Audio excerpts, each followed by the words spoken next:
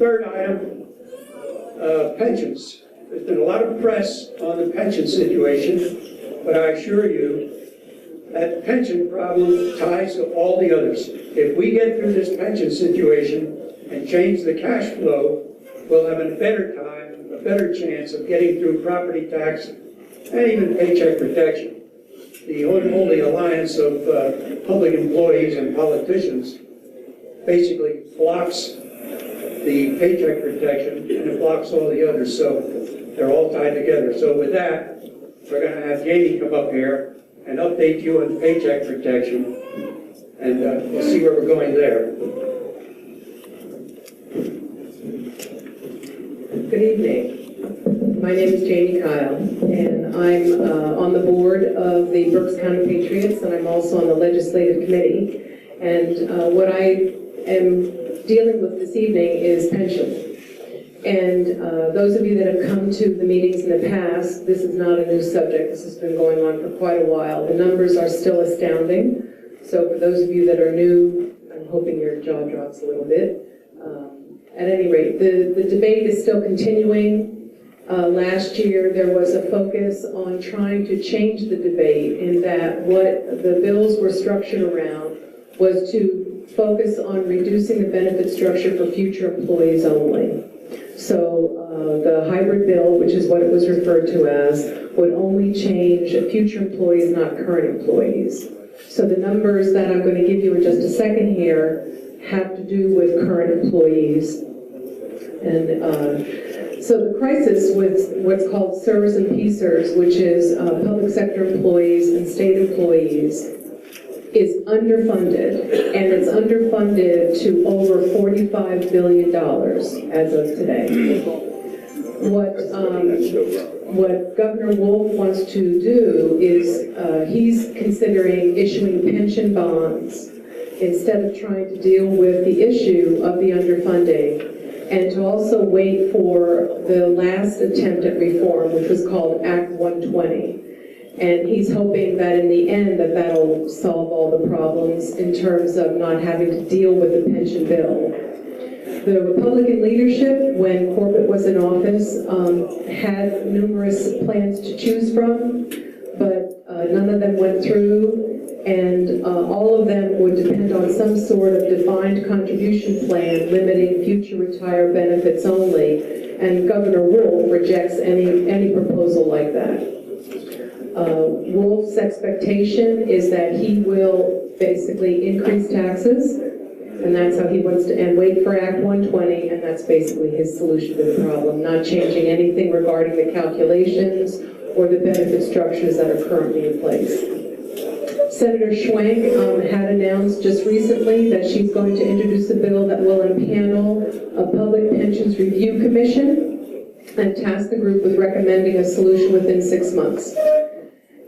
And again, under Corbett, the best that they could do was to put together a plan to move only new employees to a 401k plan as opposed to the current defined benefit plan.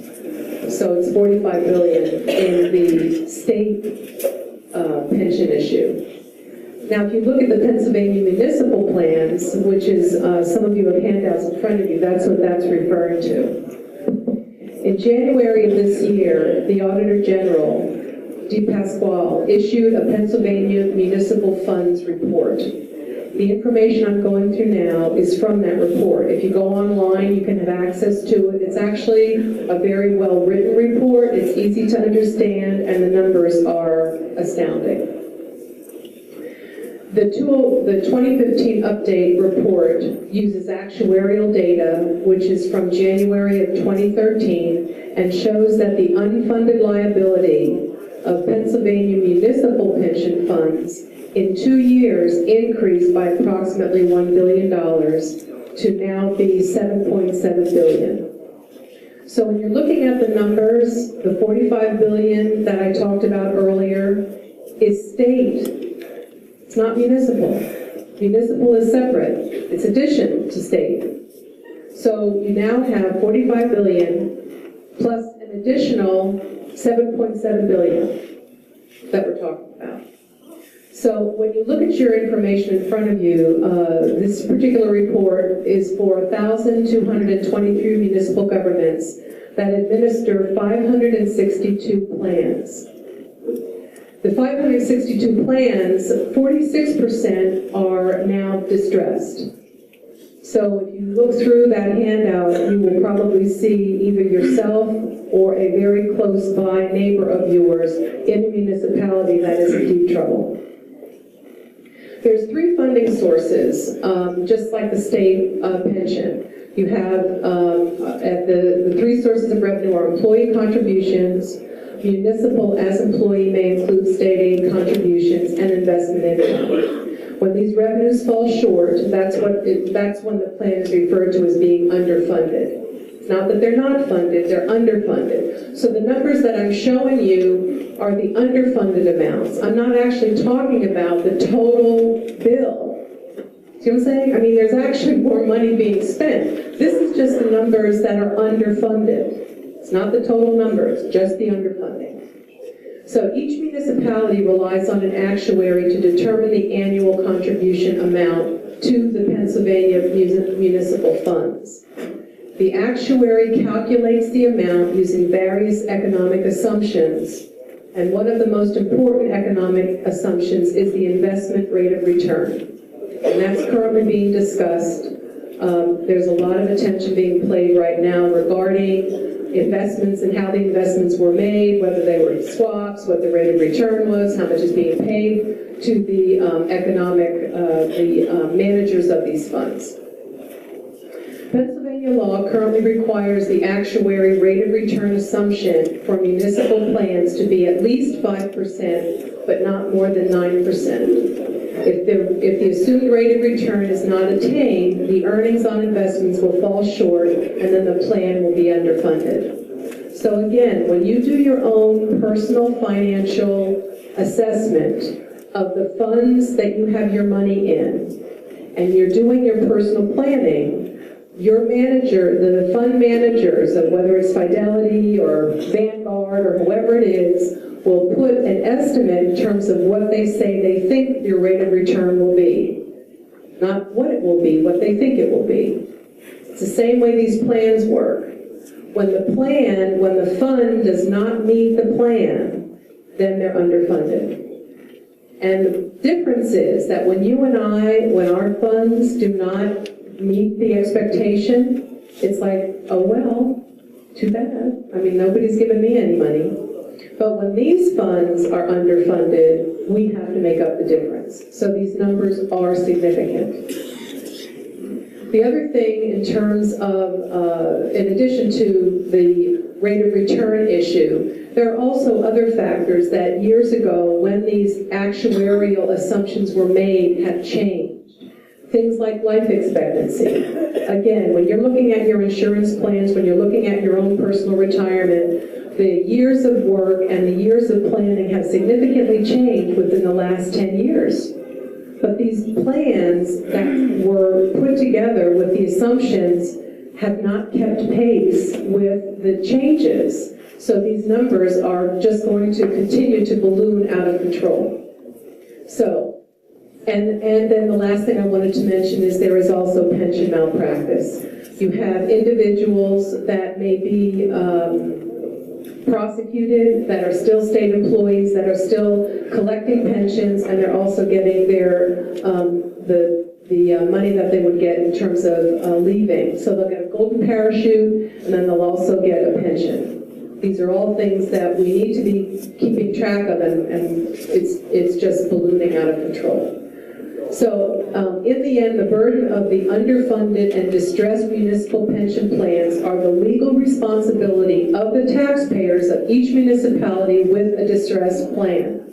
The ultimate burden for the underfunded municipal pension plan is currently not a direct responsibility of the Commonwealth, although there are rumors that there will be a super pension fix that may be in the works, and I think Rod's going to be discussing that when he's done. So if you look at those handouts and if you look at the information, the numbers are astronomical. Then the last thing I wanted to go over had something to do with local. Recently, there was a circuit Rider project, and it was run by the Pennsylvania Association of School Administrators, and they stopped in Pottstown, which is where I'm from, to discuss education funding with Borough Council and the school board. Apparently, in Pennsylvania, there is currently no specific formula to determine how much money goes to each of the 500 districts. Furthermore, funding has nothing to do with the amount of students in a district. Pennsylvania distributes the same amount of money to each district year after year, making no adjustments. The circuit riders advocate a state funding formula that takes into account student population, the local tax burden, poverty level, and charter school enrollments in each district. The Basic Education Funding Commission, a bipartisan legislative committee formed under Corbett last year, will release their report. But again, those of us that are assuming that at the local level, that the money that Pennsylvania distributes to each school district is somehow formulated in a way that pays attention to students leaving, to changes in economic status regarding those local districts is not true. They continue to get the same amount of money, which is also why when we talk about, when Bruce talked earlier about the property tax and why a lot of these legislators don't care, don't get behind the property tax legislation change, is because their districts have not been affected because they continue to get the same money because the funding formulas have not changed. So these are really big issues. We need to stay informed, you need to stay involved, and if you can, please go to your local school board meetings, get more involved there, understand what's going on. If you have questions, come here, we'll help you out as much as we can. Thank you.